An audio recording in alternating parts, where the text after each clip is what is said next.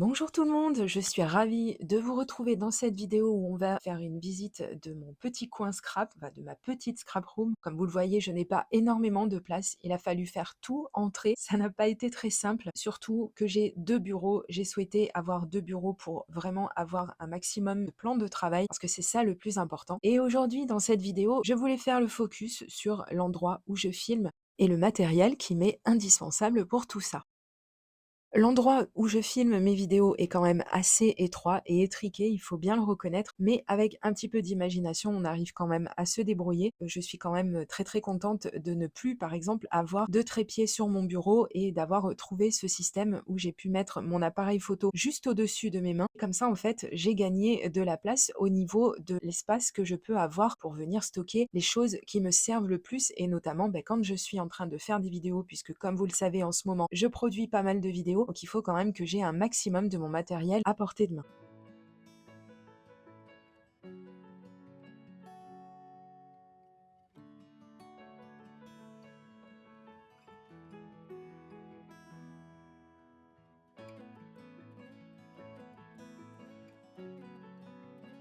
J'effectue également le montage de mes vidéos qui prend certainement autant de temps, bien que le temps que je mets à filmer une vidéo malheureusement. Mais bon, il faut bien passer par là, je préfère vous proposer des vidéos qualitatives.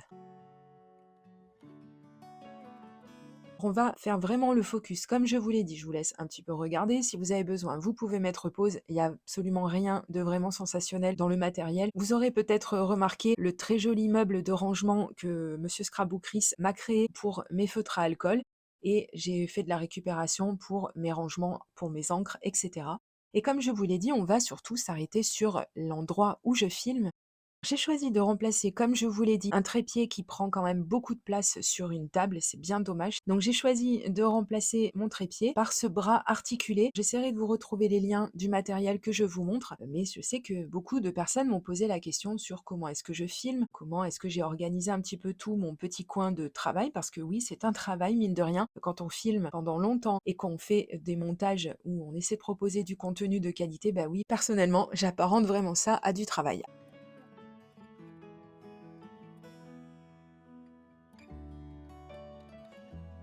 Avant, je filmais juste sous ma fenêtre, c'est pour ça que j'avais vraiment une lumière très très naturelle et que ça, je suis très à cheval là-dessus quand je filme mes vidéos. J'aime beaucoup avoir la lumière naturelle.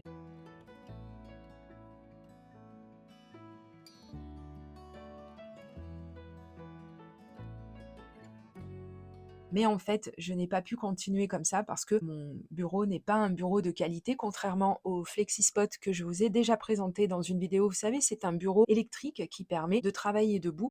Celui-ci, il me sert pour mon travail de graphiste également, parce que là, je travaille quand même pas mal debout. Mais c'est vrai que quand on fait du scrap, bien faire du scrap debout, c'est pas donné à tout le monde. Surtout si vous avez besoin de rester très longtemps à votre poste de travail, on a quand même besoin un petit peu de s'asseoir, il faut reconnaître. Et pour ça, eh bien, j'ai eu la chance de recevoir, et je tenais absolument à vous la présenter, j'ai eu la chance de recevoir cette chaise qui est vraiment, alors non, non seulement elle est déjà magnifique en elle-même, mais en plus c'est une chaise qui est ergonomique et qui va en fait faire en sorte de nous soulager quand on doit garder une position assise assez longtemps, comme c'est le cas pour moi, mais aussi pour beaucoup d'entre vous, je le sais. Donc je voulais faire un petit peu le focus sur cette chaise qui m'a été envoyée par la marque Musso. Donc je vous mettrai tous les liens de cette chaise et le site internet et tout ce que vous voulez si vous voulez aller vous renseigner un petit peu. Mais si vous voulez rester avec moi encore un petit peu dans la vidéo, je vais vous faire une revue sur cette chaise pour vous dire les choses qu'il y a vraiment à savoir. Vous allez vous dire la même chose que moi, une chaise, c'est une chaise. Eh bien non,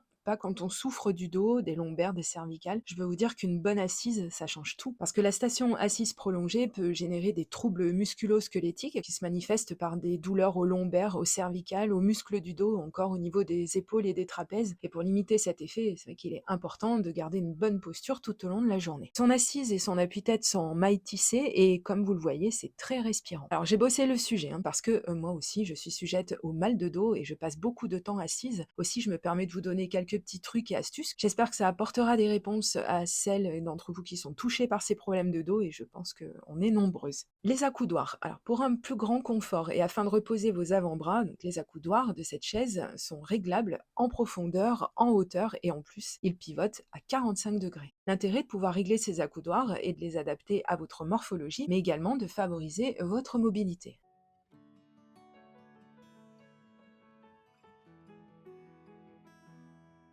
Passons à l'appuie-tête. Alors, cette chaise est idéale pour les douleurs cervicales, elle assure un bon maintien et un bon support de la nuque et de la tête. On peut régler cet appuie-tête en appuyant sur ce bouton et le faire avancer ou le reculer.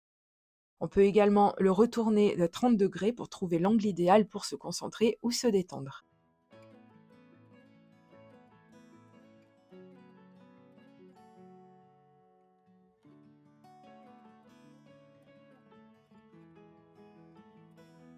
Alors comme beaucoup de chaises, on peut régler la hauteur de l'assise ainsi que sa profondeur, donc ça c'est vraiment pratique.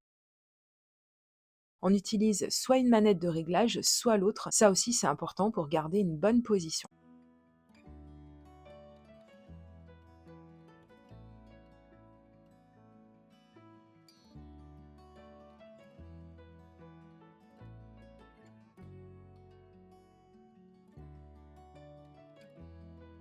Passons au dossier. Alors, c'est l'autre élément central d'une bonne chaise. C'est lui qui soutient le dos et qui favorise l'alignement de la colonne vertébrale. Pour qu'il soit bien adapté à la morphologie, il doit être inclinable ou bien basculé avec l'assise afin de suivre les mouvements du corps. Donc là, c'est le cas.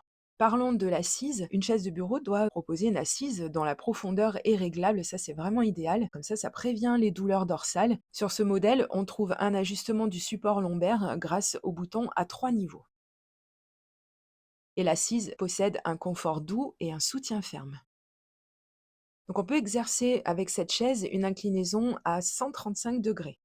Elle répond à de nombreuses normes, je vous laisserai aller jeter un œil sur le site de Musso et je pense que c'est un très bon investissement pour votre productivité et pour votre santé.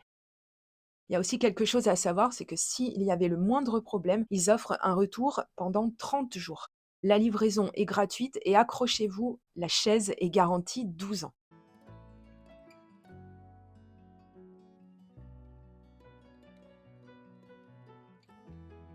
Et accrochez-vous, elle ne nous a pas tout dit encore cette chaise. Regardez bien, on tire ici et on a accès à un super repose-pied. Et là, autant vous dire que on est plutôt pas mal, quoi, j'ai envie de dire. Quand on a beaucoup travaillé, on est bien.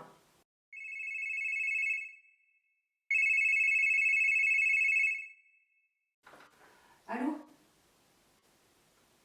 Oui? Non, non, non. Et là, je suis overbookée. Là, je n'ai plus une seconde à moi. Est-ce que c'est possible de me rappeler la semaine prochaine? Ou même dans 15 jours? Voilà. Merci beaucoup. Bonne journée à vous également. Au revoir.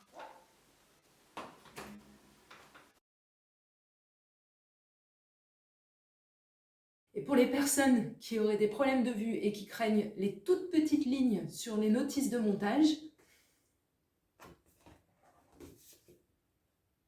ça au moins, ça ne devrait pas vous freiner. Et nous voici de retour dans ma petite scrap room. Donc, évidemment, ce n'était qu'un tout petit tour très exhaustif de celle-ci. Je ferai une vidéo prochainement sur comment j'ai réussi à m'organiser plus ou moins parce que je pense qu'une scrap room, c'est quand même toujours en cours d'aménagement. Je ne peux pas pousser les murs, bien malheureusement, j'aurais beaucoup aimé, mais bon, c'est pas le cas. Il va falloir que je fasse contre mauvaise fortune bon cœur. En tout cas, il me tenait à cœur de vous montrer l'envers du décor, puisque c'est vrai qu'on se pose souvent la question quand on regarde des créateurs de contenu, voir un petit peu comment ils se sont organisés avec leur matériel et voir comment ils font quand ils nous proposent des vidéos. Donc voilà un petit peu comment ça se passe pour moi quand je filme des vidéos et quand je fais le montage. Donc vous aurez compris, comme je vous l'ai dit, que comme beaucoup de monde, je passe quand même pas mal de temps assise, même si j'ai un bureau qui me permet une station debout par moment, et bien il y a des moments où il faut quand même que je reste assise et pour ça, vous l'aurez compris qu'avoir un bon siège, c'est quand même très, très important. Donc merci d'avoir suivi cette vidéo. J'ai été contente de pouvoir partager ça avec vous. Comme je vous l'ai dit, bientôt, vous aurez le room tour complet de ma scrap room une fois que je jugerai que j'aurai réussi à vraiment l'organiser au mieux pour vous donner à vous aussi un maximum d'idées, tant au niveau des rangements que de l'organisation, parce que quand on est bien organisé, même si on n'a pas beaucoup de place, on sait où se situe notre matériel, et ça, c'est très très important. N'hésitez pas, si vous n'êtes pas encore abonné, c'est gratuit et ça vous permettra de ne pas rater les prochaines vidéos qui sortiront sur ma chaîne. Donc je vous souhaite un bon scrap, prenez du bon temps et je vous dis à très très bientôt pour de prochaines vidéos création. Gros bisous, bye bye.